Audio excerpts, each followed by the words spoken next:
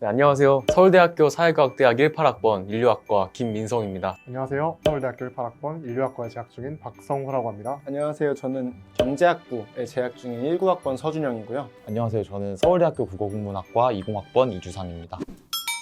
근데 저는 개인적으로 이 친구를 별로 안 좋아했어요. 왜냐면 서울 깍쟁이 같아가지고 제가 지방 출신이거든요. 말하는 것도 약간 사투리도 없고 그래가지고 약간 좀 멀리 했었는데 과방에 우연찮게 19학번 세마지를 준비하다가 제 방학 계획을 나누고 있었는데 둘 다 할 거 없으면 해외여행이나 갈래? 이렇게 하다가 어떻게 하다 보니 삿포로에 와 있더라고요. 그 여행이 저희가 급격히 친해지는 계기가 됐습니다. 사실 저희가 만난 게 되게 웃기긴 한데 훈련소에서 처음 만났어요. 훈련소에서 만나서 얘기를 하다가 같은 서울대생인 거 알게 되고 겹지인이 있다는 거 알게 되면서 되게 빨리 친해진 것 같아요. 그 친구가 현진이라는 친구였는데 그러니까 군대에서 사실 인편을 봤는데 은근한 경쟁이 있거든요. 나 인편 오늘 이만큼 받았다. 겹지인이 있다? 하면은 누가 더 빨리 받는지 한번 볼까 했는데 결국 둘 다 민성이가 머리가 좋아요, 보면. 말하는 것도 굉장히 생각해서 잘 말하는 편이고 머리에 든 것도 많고 실행력도 좋고 그리고 일단 얘가 의지력이 굉장히 뛰어난 것 같아요. 뭐 다른 사람들 뭐 걷거나 뛰기 싫어하는 그런 사람들 많은데 본인 건강 챙기겠다고 막 1시간씩 걸어 다니고 그런 거 보면 맞아, 본인이 다짐한 건 꼭 지키는 멋있는 친구구나 이런 생각이 자주 들어서 성우가 서울대 저 약간 전산 오류전을 맞죠? 전 이건 진짜 확실했던 게 사실 저희들이 처음 봤잖아요. 그래서 약간 서울대생 같은 모먼트 이런 걸 알아채기 어려웠는데 그때 약간 훈련소 내에서 좀 되게 싸우는 일도 많고 분쟁도 많이 일어나는데 그때 이 형이 되게 중간에서 되게 정리를 잘하더라고요. 막 단순히 막 공감해주고 위로해주고 이런 게 아니라 내규 같은 것도 정해서 우리끼리 되게 잘 해보자 이런 식으로 하는 게 되게 분석적이고 되게 객관적으로 느껴져서 그때 이 형 좀 서울대생 같은데? 약간 이런 식으로 갔던 것 같아요. 저는 그 주상이가 아마 분대장 훈련병이라는 직책을 맡고 있었을 거예요. 처음에 훈련소에 들어가면 사실상은 사회와 정말 아예 다른 걸 배우는 집단이다 보니 모르는 게 많거든요. 외워야 될 것도 많고. 그럴 때마다 주상이가 주변 친구들의 암기를 되게 잘 도와줬어요. 얘가 어떻게 서울대 왔지? 이거 말해도 돼 근데? 얘가 가끔 이상한 소리를 내면서 애교 부릴 때가 있어요. 얼마 아닌 것 같은데. 아니 약간 내가 뭐 하기 싫어 그러면서 왜 그래 하면서 맨날 개인의 의견이기 때문에 저는 민성이를 굉장히 높게 평가합니다. 왜냐하면 저보다 뛰어난 부분이 굉장히 많고 배울 점도 많은 친구라 생각해서 굳이 얘가 아니라면 누가 서울대에 올 수 있을까? 내가 뭐가 되고 그러니까 약간 어떻게 서울대에 왔지? 이거보다 너무 반전이어서 생각나는 게 하나 있는데 이 형이 랩을 진짜 잘해요. 제가 본 대학생 래퍼 중에 제일 잘하는 것 같은데 제가 그 사운드 클라우드라는 음악 플랫폼이 있어서 거기 이 형이 곡을 자주 올리거든요. 그거를 계속 살펴보다 보니까 너무 괜찮은 작업물들이 많은 거예요. 그래서 이거 들으면서 아니 이럴 거면 공부를 왜 하지? 이럴 거면 나 같으면 랩하지 약간 이런 생각을 되게 많이 했던 것 같아요. 주상이의 인스타를 딱 봤는데 주상이가 옷을 너무 잘 입는 거예요. 이제 국문과라고 소개했던 걸 입고 약간 예술계 쪽이었나? 패션, 의류학과나 아니면 음대 쪽에서 생활을 했었나 기억이 안 나가지고 잘 꾸민다라고 생각을 했었거든요. 근데 좀 반전이 있었죠. 그래서 서울대생이라서 좋았던 점, 저는 서울대생이라서 좋았던 점은 이제 처음 딱 서울대 됐을 때 제가 지방에 좀 시골에 사는데 이제 온 동네방네 현수막이 붙고 어딜 가나 서울대생 손 한번 잡아보자. 고깃집 가면 서비스 주시고 할아버지랑 아버지, 어머니 어깨 또 으쓱하게 만들어 드리고 그게 정말 좋았는데 이제 군대 갔다 오고 나니까 그 약발이 다 떨어져서 지금은 살짝 이제 서울대생이 아니라 그냥 서산에 거주했던 모 취준생 1 정도로 전락한 것 같다. 초반은 솔직히 학생증이 주는 그 무게감이 있잖아요. 서울대 학생증 받으려고 중학교 3학년, 고등학교 3학년 동안 열심히 노력해서 받은 건데 솔직히 그땐 뽕이 있긴 하더라고요. 저 심지어 군대에 갔을 때 진짜 카드를 잃어버린 거예요. 그래서 유일하게 그때 갖고 있던 카드가 서울대 학생증이었던 거지. 그래서 PX에서 결제를 할 때 그걸 냈더니 PX 아주머니가 아이고 약간 이럴 때는 서울대생이라는 것에 뽕도 차고. 근데 뭐 이렇게 진지하게 얘기하자면 진짜 많은데 저는 서울대 가서 가장 좋은 것들 중 이제 하나를 고르자면 다양한 경험을 좀 할 수 있다. 그러니까 학교 자체가 좀 크고 제가 느끼기에는 조금 그래도 뜻이 있는 사람들이 모이는 학교다 보니까 어떤 일을 해도 진심인 경우가 많아서 뭐 동아리를 하든지 학회를 하든지 내가 그 경험을 좀 풍부하게 더 할 수 있는 그런 기반이 좀 되지 않나 우리 학교가. 좋은 선배들이 있다는 게 진짜 압도적인 장점인 것 같아요. 사실 저 같은 경우에도 진로 고민이 진짜 좀 많이 심해서 사실 새내기 때 엄청 방황을 많이 했거든요. 그때 사실 제가 원했던 진로가 되게 좀 닫힌 진로였어요. 많이 공개되지 않았고 되게 고민도 많이 하고 그랬는데 그때 선배들의 도움을 되게 많이 받았던 게 어느 직렬이든 선배들이 꼭 한두 분씩은 계시더라고요. 그래서 그 선배들한테 먼저 연락드리면 되게 편하게 그래 밥 한번 먹으면서 같이 얘기해봐요 이러면서 되게 많이 알려주시고 그랬던 게 저한테는 진짜 많은 도움이 됐던 것 같아요. 일반적으로만 생각을 해보면 그런 선후배 동기들과 그리고 굉장히 굉장히 그 분야에서 높은 정말 지식 수준을 취득하신 교수님들의 강의를 학비를 내고 들을 수 있다는 것 자체만으로도 사실 굉장히 큰 장점이죠. 그래서 그런 교수님이나 선배들이 있는 덕분에 이론상으로만 검색해서 알 수 있는 게 아니라 현장직에서 어떤 고충들이 있는지 이런 걸 쉽게 알 수 있거든요. 그런 장점이 있었죠.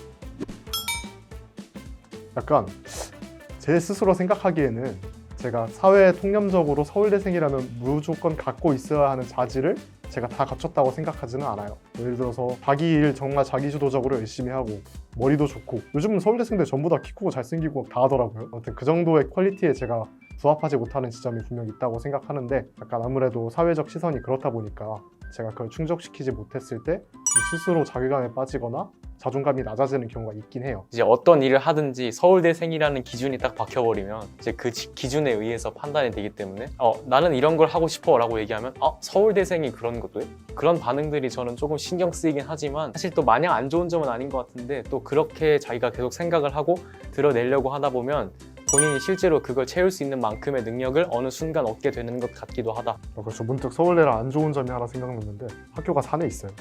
이게 은근한 편견이 좀 강하게 있어서 서울대생이 좀 희귀한 집단을 가면 꼭 듣는 얘기가, 서울대생은 뭐 하고 놀아? 너 수능 몇 개 틀렸어? 사실 이런 건 이제 너무 기본적이고, 막 되게 짓궂으신 분들은 연고대생 어떻게 생각해? 막 이런 것들이 오니까 사실 이제 제 입장에서는 되게 난처하고, 이런 것들이 쌓이다 보니까 아무래도 자연스럽게 서울대생인 걸 잘 안 밝히게 되는 그런 건 있는 것 같아요. 사실 서울대학교라는 학교의 이미지가 뭐 이걸 당연히 노력의 결실을 좋게 봐주시는 거지만, 공부를 잘하는 학생들이 모였다라는 인식이 있기 때문에 공부 이외에 다른 재미난 거를 남들보다 좀 덜 하지 않았을까, 덜 경험해보지 않았을까라는 고민이 많아요. 예를 들어 가장 유명한 게 서울대 축제가 재미없다. 이거 다른 영상에서 아마 나왔었을 것 같은데, 솔직히 말하면 저는 이제 1학년 때 코로나 터지기 전에 한 번밖에 경험을 못했지만, 그렇게 재미가 연예인도 예를 들어서 다른 학교는 여러 명 초대를 할 수 있을 때 한 명 정도 초대를 해서 간신히.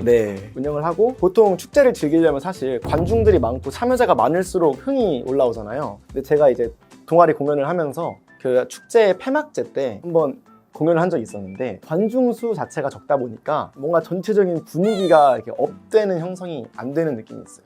놀 때는 똑같아요, 사실. 그러니까 서울대생들이 이렇게 재미없게 너 혹시 뭐 그 공식 알아? 이렇게 노는 게 아니라 저희도 술 먹다 보면 다들 학교를 잊고 다 똑같이 노는데, 저희끼리 제 얘기 많이 했던 게, 그 서울대 유명한 멘트가 하나 있잖아요. 누군가 조국의 미래를 묻거든 고개를 들어 관악을 보게 하란데, 우리 보면 무슨 생각을 할까? 그럴 정도로 재밌게 놀 수 있는 사람들은 정말 재밌게 놀고 큰 차이는 없는 것 같습니다.